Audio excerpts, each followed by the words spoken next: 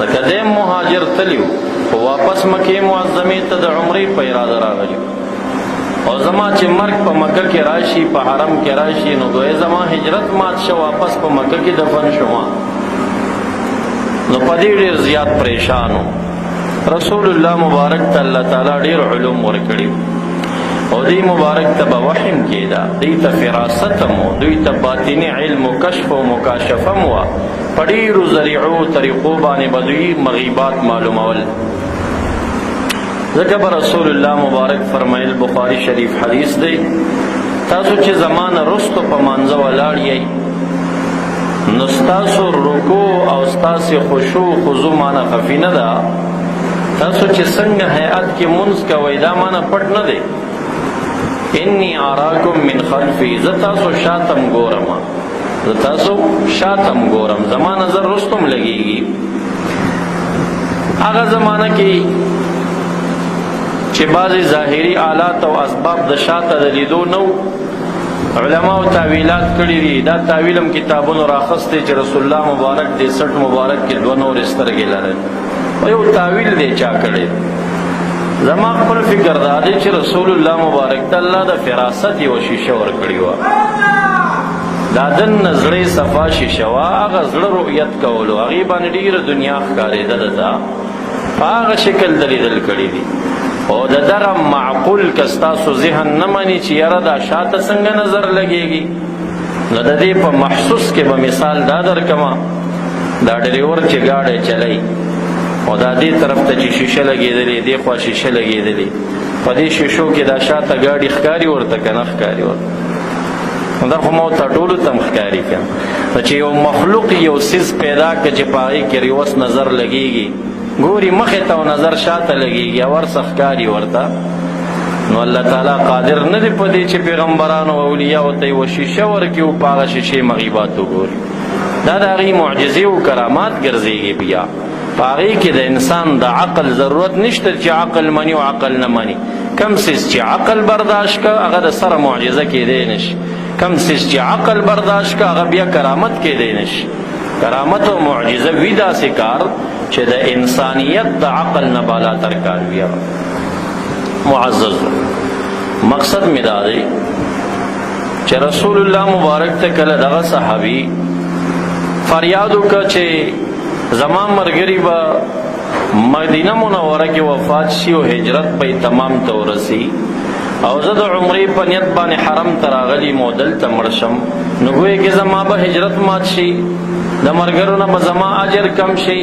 په جنت کې به مقامات زما د دوی نه کمزوري شي رسول الله مبارک ته الله تعالی علوم ورکړي نو حضرت سعد ته تسلی ورکوي چې ته مکه معظمه کې نه وفات کېږې مه یېرېږه تا ته به الله تعالی ډېر دراز عمر درکړي او ډېر مسلمانان به ستا په وجه باندې فایدې واخلي او ډېرو کافرانو ته به ستا د لاسه نقصانونه ورسېږي اشاره یې دې ته وکړه چې زما د وفات نه بعد به هم ستا ډېره لویه زندګي وي او په هغې کې به ته د جهاد یو لوی سپاسالار جوړېږي او په هغې کې ډېر ملکونه به ستا په لاس فتح کېږي مسلمانانو ته به ګټې راشي غنیمتونه او کافرانو نه به سټونه قلم شي نو ته مه یېرېږه مکه معظمه کې نه وفات کېږي البته سعد بن خوله رضی الله تعالی عنه یو صحابي و چې هغه مکې معظمې ته تللی و مریض شوي و هلته وفات شوي و رسول الله مبارک مرثیه وویله غمرازی الفاظ استعمال کړل د رحم کلمات استعمال کړل په حق د سعد بن خوله کې چې الله دې په هغه ورحمېږي چې مکې ته راغلی ولته وفات شوی ګوره دې حدیث نه پته لګي چې بدون د ضرورت نه چې کوم خلک خپل هجرتونه ماتوي نو رسول الله مبارک کم یو کس قصدن سعد بن خوله هجرت نو مات کړی هغه تللی د عمرې په نیت باندې مکې معظمې ته مریض شوي ولته دفن شوي رسول الله مبارک مرثیه وی مرثیه څه ته وایي د غم الفاظ د رحم الفاظ الله دې پرې ورحمېږي په سعد بن خوله باندې چې دی مکه معظمه کې ولې دفن شو مهاجرین رونا کمال زبردستی چې د حکومت پې نه راغلي نو هغوی دې کوشش د بل هجرت ته ماتولو نه کوي او که یې وکړه بدون د ضرورت نه چې مشکل نو راغلی، ضرورت نو راغلی، زبردستی نو راغلی او د خپل هجرت ختم کو واپس لاړ خپل ملک ته، نو هغه اجر چې په مخکینی هجرت کې دته ملو شوی دی هغه ضایع کړه لپاره، هغه خراب معززو. البته الضروریات تبیح المحظورات، ضرورت راشي ناروا رواشي، کچرته داسې وي انسان وږی وي خو مړ کېږي، د خره غوښه مغه ته روایي، بیا ضرورت په ټیم ناروا روا کېږي. مقصد دا دی که د ملک زبردستی وي او د حکومت قانون وي، نو بیا د حکومت د قانون اطاعت دا ځان ته یو لازمي امر دی او د هغې مخالفت او بغاوت بیا جرم دی. نو که چېرته د ملک د قانون اتباع وي او اطاعت وي، الله تعالی به د دوی هجرتونه بیا نه ماتوي، هغه مخکینی هجرت به باقي پاتې کېږي او هغه اجر به دوی ته همغه شان باقي وي. دا څو کلمات د مهاجرینو وروڼو په حق کې ما پیش کړل، چونکې زمونږ هر بیان ریکارډ کې راځي او هر بیان بیا نیټ ته پورته کېږي او هغه کم از کم د لاک نه برابره کسان هر جمعې بیان چې کم دی دا نشر کېږي، مختلفو کسانو سره، چا سره 80,000 کسان په نیټ کې په رابطه دي، دا یو بیان ریکارډ شي دا 80,000 کسانو ته ورسېږي، چا سره 60,000 کسان، چا سره 1000 کسان، چا سره 2000 کسان. خو ما چې خپل معلومات کړي دي زمونږ یو بیان د 1,00,000 کسانو نه زیاته کسانو ته رسېږي. دې کې مهاجرین رونوي، دې کې انصار د پاکستان باشندگان رونوي. نو دا څو کلمات ما د مهاجرینو په حق کې